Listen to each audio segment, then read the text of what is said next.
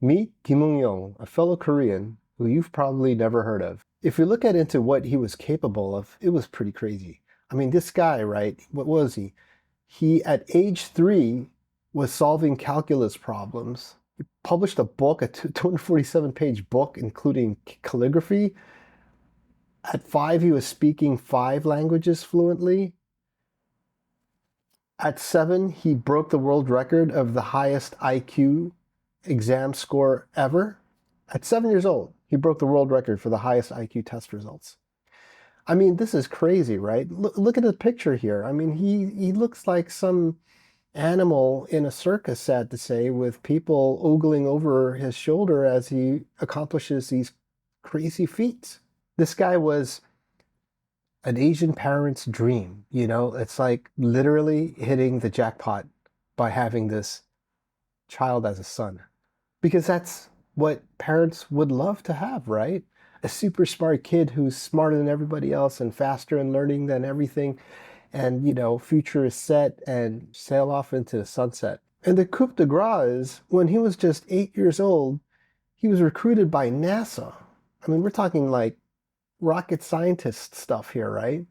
And basically, they thought that he could solve these mathematical equations better than anybody else and had him come in and kind of learn and be an unpaid intern, I guess. At some point, he became a paid intern and converted into an employee. But he was not happy there. And, you know, the thing what happened with him is he ended up quitting. And that really, really surprised and shocked a lot of people. I mean, this is basically one of the smartest kids ever, whom, of course, we've never even heard of. And he just up out and quit because, and it says here, he was feeling lonely and isolated. And can you imagine all the pressure that he was under to perform?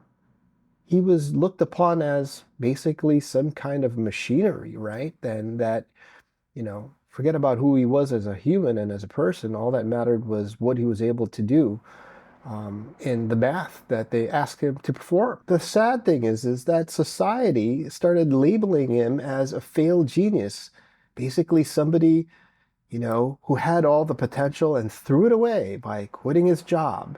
And I think that's a load of bullcrap, right? I mean, I'm actually really proud of him on what he did. He took control of his life and he said, this is not what I want to be doing. And this is not the meaning and purpose of why I want to stay alive. And so he up and quit. And, you know, he became a professor at a university and is teaching now. And he's saying he fulfilled his dream by doing so. And I just got to say, I really admire him for doing that and not just sticking to whatever they were telling him and forcing him to do over at NASA. Now, he's an extreme case. Not everybody's going to be like that and basically do differential equations when you're like 6 or 7 years old. But I bring him up because, you know, through his example, you can understand how even in other less severe cases, in terms of being so much intellectually smarter than everybody else at a younger age, this issue still applies, maybe not as severe, but still to the point where it does affect and impact you. And that's something that I wanted to just talk about today. Now, if we just do a quick search on the internet, you'll see like there's a lot of these types of child prodigies, and some of them had really tragic endings because of what they ended up doing. But, you know, you look at this top 10 list, and it's pretty much a lot of people you maybe have never even heard of, right? Including number 1. And so then that begs the question of what happened to all these people? And why are all the people that we do hear about, I don't know, people like Jeff Bezos or, you know, all these people that we deem as successful people who have changed the world, how come they weren't these child prodigies when they were like 4 or 5 years old, 6 years old, doing crazy things? You know, why is that the case? Now, I know what you're thinking. You're probably thinking, well, that's probably because they were so heads down in books and book smarts, they never learned and studied how to interact socially with people. And then when they became adults, they were just so socially inept that they couldn't progress and fulfill the potential that they had because they didn't have these soft skills. And that makes sense. And I can see why that's something that people would think of as the first reason why they didn't. But it turns out that's not really the case. You see, what happens is that success begets more success. And what that means is as you become better, become number one, achieve and do well, there's more and more pressure to continue doing so. That is called achievement motivation. You're motivated by achieving. That's the singular reason why you do what you do. And if you do that, and especially if you do that at such a young age and you start doing that, you build a path, okay, of success upon success that becomes more and more fragile counterintuitively the more successful you are, where the possibility of failure is just not acceptable because you have just kept going up and up and up, that now the distance, if you were to fail, is that much higher than it used to be before. And you keep going up this ladder. And so what happens is that this intense need to achieve success comes at a cost. And that cost is you're looking for guaranteed success. And you don't want any risk of any types of failure. And so what goes out the window? Creativity.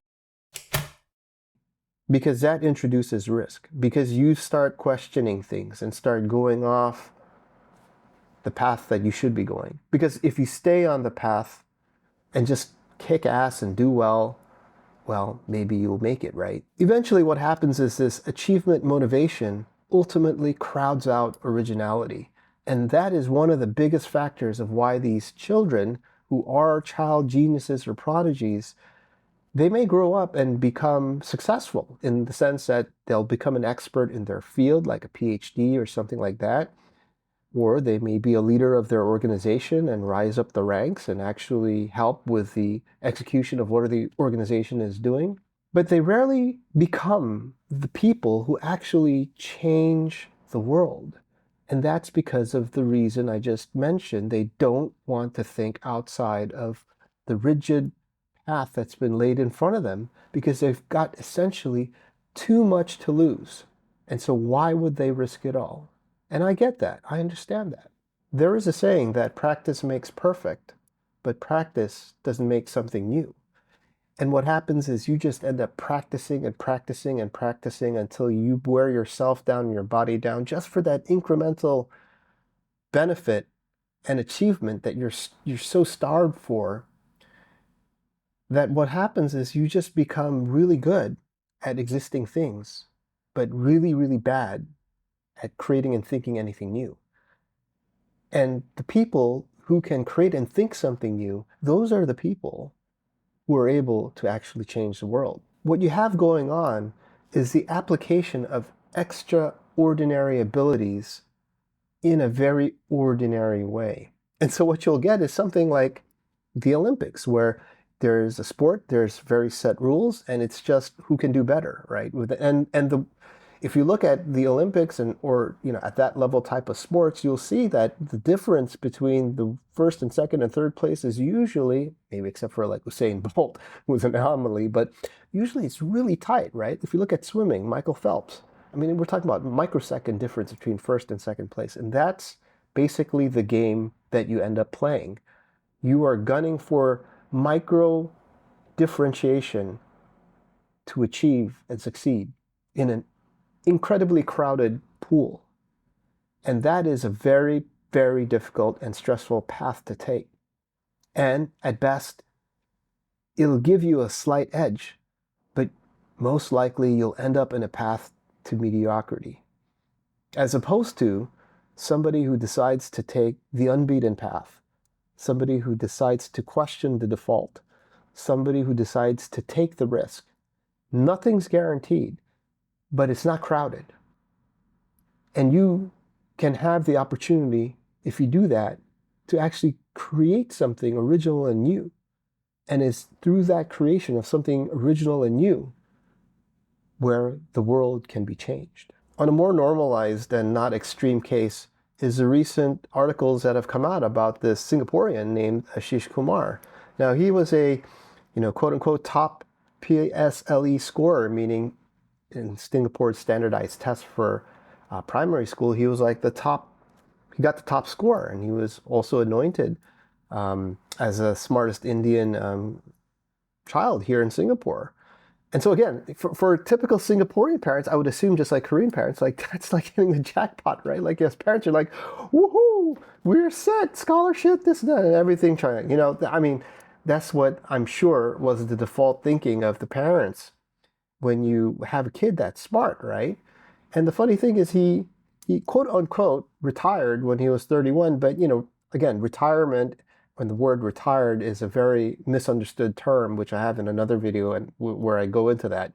But rather than using that word retired, he basically uh, booked out, right? He got off the path, right? Which I applaud him for doing. And to do it also, when he's not too old, when he's only relatively young at 31. And so, if you look at this interview he has with Rice Media, he talks about how he, you know, he got a job after graduate. He went to, a really good university at University of Cambridge. He was the best speaker at the debating championship there. So that's in and of itself quite an achievement. So this guy is just like, kicking ass, right? Like just doing, like beating everybody. He's really, really good. Got, a lot of things writing for him, really smart. Comes back, he has a role as a country officer at the Ministry of Foreign Affairs, a really, good position and a important function in the government. But then, he was able to understand that what was the point of all this? Where was this leading to? He was able to project forward this path that has been laid in front of him. And he realized that, which is the same realization I'm trying to get other people to come to, that going down that path isn't really for him because it is an empty path. And so he got a lot of flack for this, right? Like you can imagine Singaporeans, again, saying the same thing that Koreans did. Like, like, what a waste, he's what a waste of his abilities. He's gonna do what now? Become some, who knows, right? Now, YouTuber? So I'm sure he got a lot of flack, right? I bring him up because he's somebody we can kind of relate to. That it's not such an extreme case. We know these types of people who are valedictorians or achieve win all kinds of awards in school. It's part of like reality, right? We see these people, and for these people, as I said in the beginning, there still is that issue, and in some cases, you get sucked into it. And it's too late when you realize, you wake up later on, that really wasn't what it was all meant to be when it comes to your life and the meaning and purpose of living is. And so, in his case, he was able to make that realization sooner than later. And for all the flack that he got, I'm actually somebody who applauds him and wishes him well. And my only hope is that there are more people out there. And again, it doesn't matter what age you are. You could be in your 30s, you could be in your 40s or 50s like me, or you could still be in school, right? Now, obviously you want to try your best and achieve and learn as much. But the moment it becomes this achievement-focused reason of existing, right, where the means is more important than what the point is altogether, that's where it gets very dangerous. I just wanted to share this message with all of you, anybody who's tuning in now and listening. I just actually spoke with somebody today, and this person was a similar type of person, high achiever, top everything. This person went to top university and had to come back and fulfill the bond and work in a top position in a top company, and was going down that path. And this person was able to also book out and was getting getting a lot of flack for quitting, essentially, a position that was of high merit and high stature. But as I said to this person, and as I will tell all of you, you got to understand what matters more in life and not get sucked into that path of just achievement for the sake of achieving. Because the last thing you want to do is realize that wasn't what it was all cooked up to be, and it's just too late, and you've already gone too far down that path. And so with that, I thank you for listening to this. I will see you in the next episode, maybe from the US of A. Peace out.